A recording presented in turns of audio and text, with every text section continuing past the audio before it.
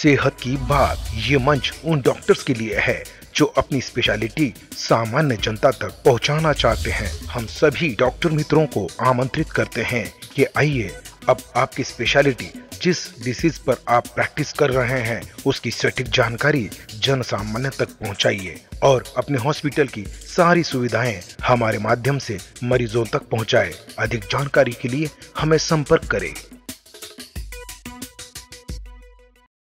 नमस्कार, मी डॉक्टर विरेंची वैद्य। उम्मीद palliative care centre सुरू झाल्याचं आजच चर्चेतनं कळलं। अतिशय आनंद झाला। आपल्या शहराला किंवा आपल्या भागाला मराठवाड्याला अशा सेंटर्सची खूप गरज निर्माण झालेली आम्हाला जाणवत होतं, पण डॉक्टर असूनही आम्ही याच्यामध्ये काही करू शकत नव्हतो। पेशंटला मुंबईला पाठवा, पुण्याला पाठवा, अर्ध्यापैकी जास्त पेशंट जाऊ शकत नव्हते। जसं जसं भारतातलं आयुष्यमान वाढतं आहे तसं तसं कॅन्सरसारख्या रोगांमुळं रुग्णग्रस्त होणं आणि त्याची ट्रीटमेंटसाठी उपचारासाठी आपण असं म्हणू की राहायची सोय होणं, नंतर एका लिमिटनंतर जिथे ट्रीटमेंट संपतात तिथं त्यांची फक्त काळजी घेणं, त्यांची सेवा करणं, त्यांना वेदनेतनं मुक्त करणं आणि त्यांचा शेवटचा प्रवास सुखाचा व्हावा याच्याकरताचे प्रयत्न करणं, याच्याकरता असं एखादं अतिशय सुंदर सेंटर असणं गरजेचं होतं। आज ते सेंटर आपलं सुरू झालेलं आहे। आता आपण असं म्हणतो की ते साधारणतः एक 30 बेडचं सेंटर आहे। माझी ही प्रार्थना आहे आणि मला विश्वास आहे की हे 30 बेडचं सेंटर खूपच लवकर 300 बेडपर्यंत जाईल आणि मराठवाडाच नाही तर महाराष्ट्रातलं एक अतिशय उत्तम सेंटर म्हणून हे नावारूपाला येईल। त्यासाठी आपल्याला हार्दिक शुभेच्छा। Thank you sir. केपॉन हॉस्पिटलमध्ये बाळ म्हणजे ऑर्थोपेडिकसाठी काय सुविधा स्पेशल आहे आपल्याकडे?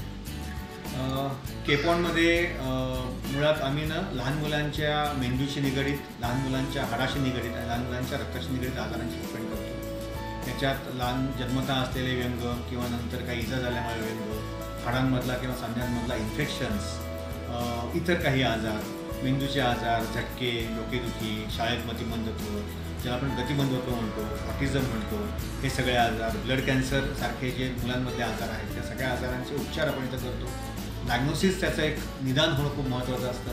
ते निदान करण्याकरता आपण पेशंटना मदत करतो आणि उपचाराकरता पुढची सगळी मदत करतो। या 3 विषयांवर काम करणारं आपल्या भागातलं हे एकमेव सेंटर आहे हे सांगताना मला अतिशय अभिमान वाटतो। सर, डिसॅबिलिटी लहान मुलांमध्ये खूप जास्त दिवसेंदिवस वाढत याचं कारण काय असू शकतं आणि त्यावर काय मार्गदर्शन? डिसॅबिलिटी वाढत चालली आहे हे अगदी खरं आहे, आम्हाला ते दररोज जाणवतं। कारणं अनेक आहेत। एक कारण जे आम्हाला प्रकर्षाने जाणवतं आहे ते हे आहे की जसं जसं आपल्याकडे आपण जे म्हणतो जागतिकीकरण होतं आहे तसं जसं मुलांचं आणि मुलींचं लग्न करण्याचं वय पुढं चाललं आहे, मातृत्व स्वीकारण्याचं वय पुढं चाललेलं आहे। स्ट्रेसमुळं, तणावामुळं नॅचरल प्रेग्नन्सी राहण्याचं प्रमाण कमी होत चाललेलं आहे। त्याच्यामुळे बरेचदानं आईवडिलांना IVFची मदत घ्यायला लागते। त्याच्यातनं कदाचित काही आजार निर्माण होत असतील असं आम्हाला सध्या वाटतं आहे। जन्माल्यानंतर मुलांना सध्या ऊन मिळत नसल्यामुळे व्हिटॅमिन डीची कमतरता हे खूप कॉमन कारण झाले। त्याच्यामुळे मुलं चालायला लागली की गुडघ्यामध्ये आणि पायामध्ये गंध निर्माण होतात। प्रतिकारशक्ती चांगली नसल्यामुळं इन्फेक्शन्स होण्याचं प्रमाण वाढलेलं दिसतं आहे, त्याच्यातनं व्यंग निर्माण होतात। अपघात, रस्त्यावरचे अपघात, त्याच्यामुळे होणारे फ्रॅक्चर्स आणि फ्रॅक्चरमधनं उत्पन्न होणारे व्यंगत्व हा एक तिसरा भाग आहे। यातले हे सगळेच पॅरामीटर जे आहेत त्याच्यावर आपण काम करू शकतो। यातल्या अनेक डिसॅबिलिटीज, अनेक अपंगत्व हे प्रिव्हेंटेबल आहेत।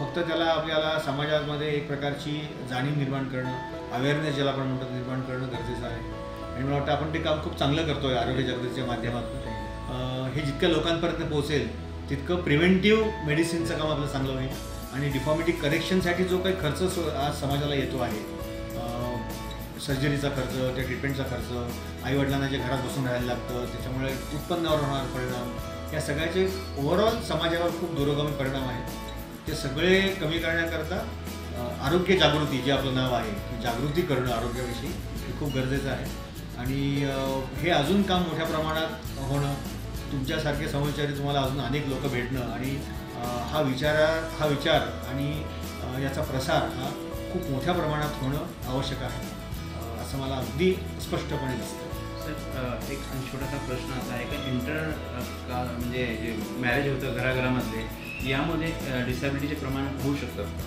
खूप महत्त्वाचा प्रश्न आहे हा। की मुळात ना बरेच जन्मात ज्या होणारे जे व्यंग असतात ते गुणसूत्रांशी निगडीत असतात, ज्याला आपण जेनेटिक आजार म्हणतात. ते एका अर्थाने अनुवंशिक असे असतात की ते आई आणि वडिलांच्या गुणसूत्रावर ते आजार असतात. पण एकट्या आईच्या गुणसूत्रात असतील किंवा एकट्या वडिलांच्या गुणसूत्रात असतील तर तो आजार त्या बाळाला होत नाही.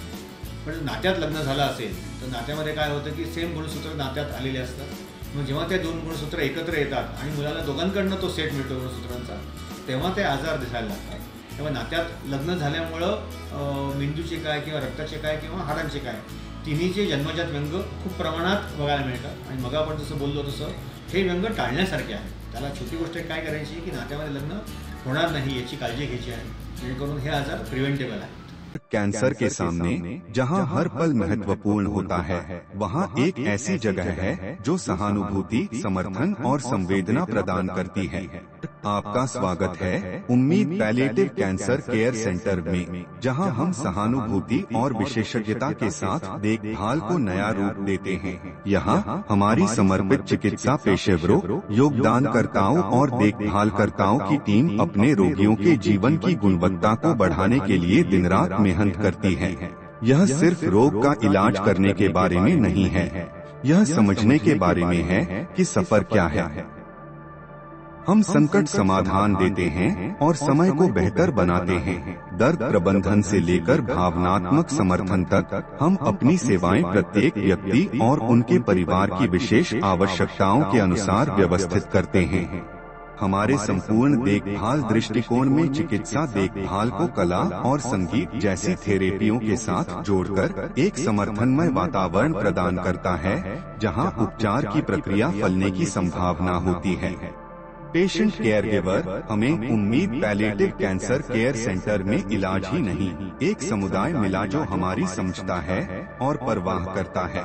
हमारी स्थानीय उपलब्धियों में स्थान हमारी स्थिति को शांति और समृद्धि देने वाली एक संबल परिसर है.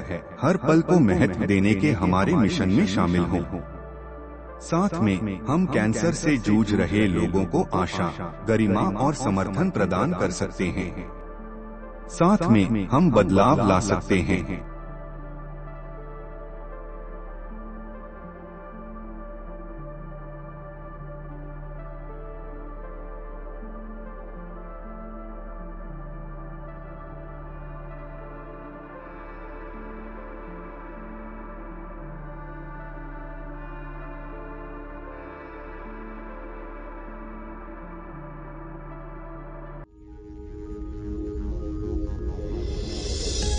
आरोग्य जागृती.